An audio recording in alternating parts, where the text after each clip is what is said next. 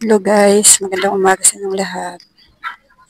Kahapon guys, nasabi ko sa inyo umaga yung pisngi ko kasi sakit ang ngipin ko pero nawala na yung sakit. Alam niyo nung pagkain ko ng umaga guys pagkatapos ko kumain sumakit uli hanggang gabi. Buti nila nung gabi uminom ako ng Biogesic, nawala siya tapos nakatulog ako magdamag. Ayun guys, namaga pa din siya. Hinihintay ko siyang mamaga ng todo kasi para mawala na yung sakit. Natakot na ako guys kasi pang-apat na araw na kahapon na nasakit yung ngipin ko. Natakot na ako. Sabi ko magpapacheck up na ako ngayong araw na ito. Nawala naman ang sakit. Hihintayin ko na lang siyang mawala yung maga. Papabunot ko na siya guys. Grabe talaga pag nasakit ang ngipin guys. Hindi ka patutulugin. Ilang araw akong puyat guys eh. Kanina hindi ako nakakapagbenta kasi ayaw kong tumayo. Kasi kanina lang ako nakabawi ng tulog. Tapos maya-maya may nabili. Hindi ako natayo. Sayang ang benta sana. Pero hindi talaga ako tumayo. Wala tuloy akong benta kanina guys. Kanina nawala na yung sakit kasi ayoko lang tumayo kasi parang bumabawi ako sa tulog ng araw akong puyat. Grabe kahapon guys, nag-aalaga ako ng apo ko. Talagang pirutan siya ng pirutan. Talaga hindi ako makakonsentrate sa pag-aalaga. Tapos pasaway pa yung aking apo. Pinapasigaw pa ako ng pinapasigaw. Lalong nasakit yung ngipin ko. Pag nawala yung maga nito guys, napapabunot ko na siya. Mga pudpud na kasi itong mga ngipin ko guys. Siguro may nakain ako, nadali siya. Parang kumain ako ng chichirya tapos nadali siya kaya doon nagsimula yung sakit. Ayun lang guys. Naikwento ko lang sa inyo yung naranasan kong 3 araw na sumakit yung ngipin ko. Ayan. Ngayon guys ay dahil wala tayong alaga guys, marami akong kukulkulin dito sa bahay namin. Dahil sobrang kalat na talaga. Tulad ng aking sinabi sa inyo na kukulkulin ko yung istante namin. Kaya kukulkulin ko na siya guys. Kaso nga lang, hindi ko alam kung matatapos ko siya ngayong araw maglinis ng bahay kasi baka makipaglibing ako mamaya. Hindi ko alam kung matatapos ko yung pagkukulkul ko ng bahay. Ayan guys, mamaya uli guys. Ayan guys, simulan ko na ang paglilinis. Hindi na ako magsasalita dito guys kasi kabilaan ang music dito sa amin. Ayan. Samahan niyo ako maglinis guys.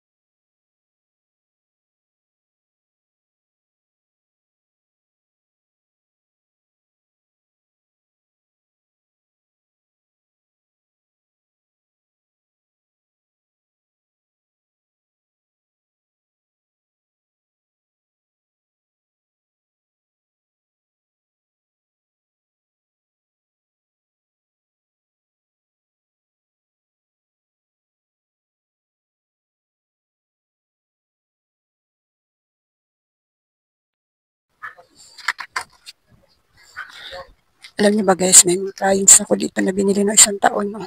4 na piraso ito. Ang laman niya ay 24 pesos. Walang bumili sa sobrang mahal. Sobrang mahal guys, walang bumili. May mga tinda rin ako dito, mga ipit-ipit. Ayan. 6 yan, 2 na lang natira at 3. Ito, 4 yung ganito ko. May bumili ng 1. Sobrang alikabok guys. Oh. May mga agyo-agyo na. May agyo-agyo na yung aking estante. Parang haunted house na yung aking estante guys. Walang sara itong estante ko guys, kaya pinapasukan siya ng alikabok. Binili ko lang kasi ito ng halagang 1.5. May salamin siya, 1 lang. May pinto siyang 1. Ang ginawa ko, pinutol ko na lang guys kasi ginawa ko siyang patungan dito kasi yung patungan niya bilog-bilog. Kaya ang ginawa ko, pinaputol ko na lang para ilatag dito. Kasi bilog-bilog yung kanyang para siyang estante ng tinapay. Sabi ko, pagagawan ko siya ng pinto na parang plastic. Hindi ko alam kung anong tawag doon guys, nakalimutan ko. Parang plastic siya. Sobrang alikabok guys.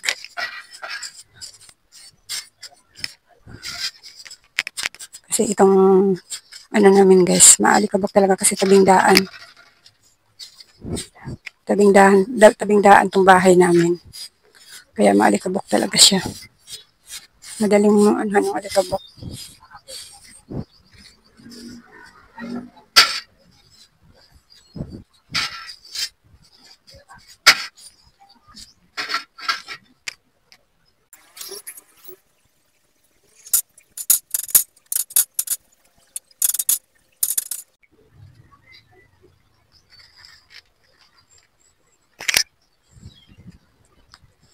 Itong mga ko guys, yung mga papel-papel ko. Ayan, sama-sama yan dito sa sa isang plastic. Ayan. Ilagay ko sila dito sa plastic bag kasi para hindi malagyan ng alikabok. Kaya ang pupunasan ko na lang guys yung labas ng plastic bag. Ayan. Sama-sama notebook, papel. Ayan. Hindi ko na masyadong pinagkakalat dito sa estante pag may naghanap. Ayan. Kinukuha ko na lang dito ko na lang hahanapin sa isang lagayan. Mamaya guys, magpapalit ako ng mantel ng lamisa. Binili ko to guys nung bagong taon para sa anak ko. Ayaw daw niya ng kulay. Kaya ikakabit ko na lang siya dun sa lamisa ko kasi sira-sira na rin yung kinabit ko dun sa amin ng Pasko. Bagong taon. Kunti lang naman itong mga school supply ko guys. Hindi ako kumpleto. Kung ano lang yung karaniwang na binibili, yan lang binibili ko. Mga papel. Yun, hindi siya kumpleto. Color paper, yun lang, mga bond paper. Basta yung mga karaniwang lang na binibili, yun lang binibili ko.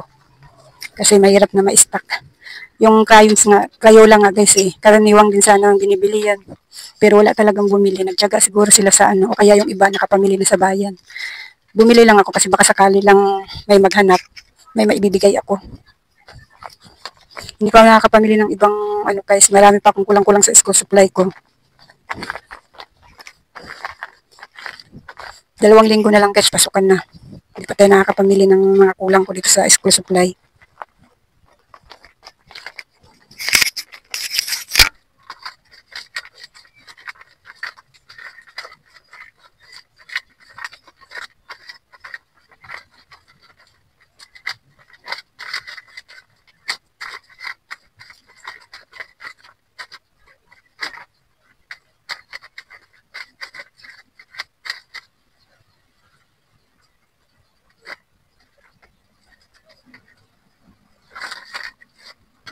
O diba guys, isang punasan na lang.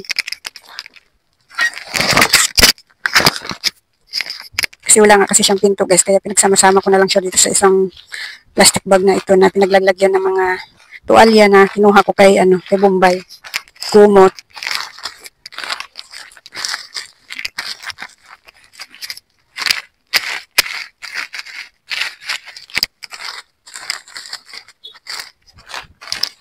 Yung iba, mga pinagdi-display ko talaga kasi may mga plastic naman sila.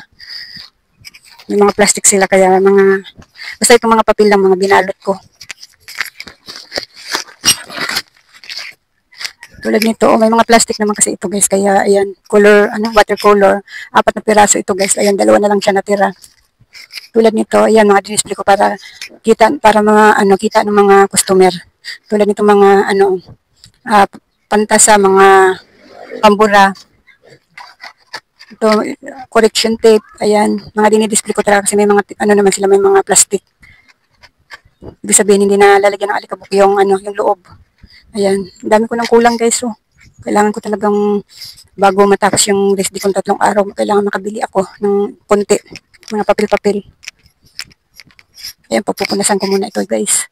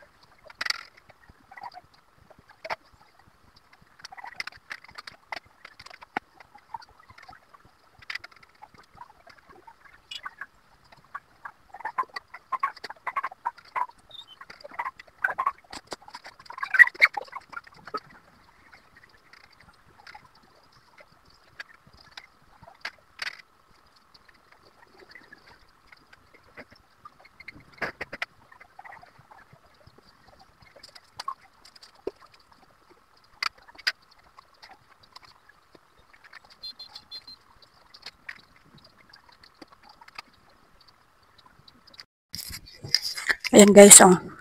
Naimis-imis ko na yan dyan banda. Yan, napunasan ko na yan. Pati yung mga dyan guys, pasensya nyo na yung mga abubot namin dyan guys kasi kaya ko yan dyan nilagay yung iba kasi nga sa liit ng bahay namin. Yung ibang abubot namin dyan ko nilagay. Yan. Kasi wala rin naman akong ilalaman dyan. Kaya dyan ko na lang muna nilagay yung iba guys. Hindi naman kita kasi ang kita lang guys dito lang sa taas. Yan. Pero dito hindi kita guys kasi plywood yung nakadingding dyan. Ayan, napunas-punasan ko na yung mga kahon-kahon na yun guys. Ayan, dito na lang guys, oh. Tatanggalin ko pa itong ibang kalat na ito. Ang dami mga abubot guys kasi mahilig ako na wag mo nang itapon kasi baka mapakinabangan pa. Pero ngayon guys, tatapon ko na. Ma Masyadong makalat guys.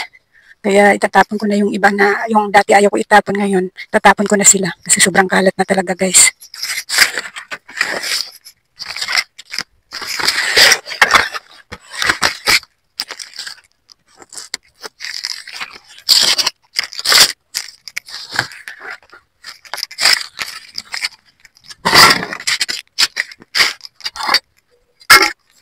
Ayan. Sobrang kalat guys, di ba? Kasi nga hindi nga nakakapaglinis guys kasi may alaga. Kaya, ayan, minsan lang nalilinisan tong istante namin. 1 taon na tayo hindi ko nalinis ito guys. Ayan guys, tuloy-tuloy muna tayo ng paglilinis guys para matapos kasi magpaglibing ako mamaya guys. Kailangan ko matapos tong kwarto na to, kahit yung kwarto at saka itong tindahan man lang malinis ko. Matapos ko man lang ito.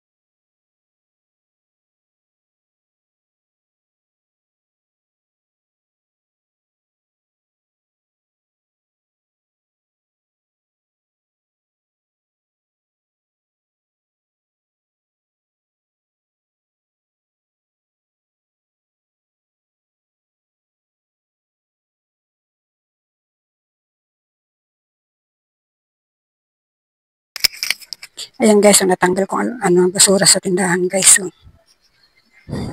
yan yung lahat natanggal sa basura dito sa tindahan. Ayan, mainis na guys. Yung ano na lang, hindi ko pa naayos guys, yung uling. Hindi ko pa natanggal sa plastic. Ayan. O diba guys, malinis na. Malinis na yung aking estante guys. Pasensyahan nyo na yung mga abubot dyan guys. Diyan ko muna nilagay yung mga abubot na hindi ko pa pwedeng itapon. Ayan. Diyan ko muna nilagay guys kasi wala naman ako ibang ilalagay dyan. Yan yung mga sapatos na hindi na ginagamit guys. So, ayan, ayan mga school supply ko guys. Pinagsama-sama ko na dyan. Tapos yung iba naka-display. Ayan. Ayan. Marami pang wala dyan guys. Mamimili pa ako ng mga wala dyan.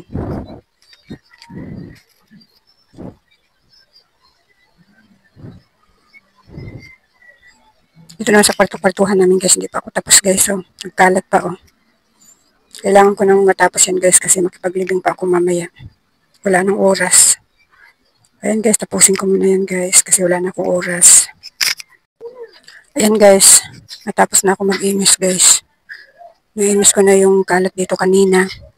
Ayan. Buti na lang guys, nakisama yung aking ngipin guys, hindi na sumakit. Ayan.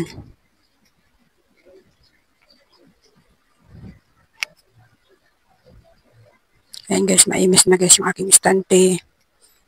Nalinis ko na. Yung aking estante na lagay ng tinapay guys, wala nang laman. Oh. Said. Ayan guys, hanggang dito na lang muna itong aking video guys. Maraming salamat sa panonood at supportan nyo.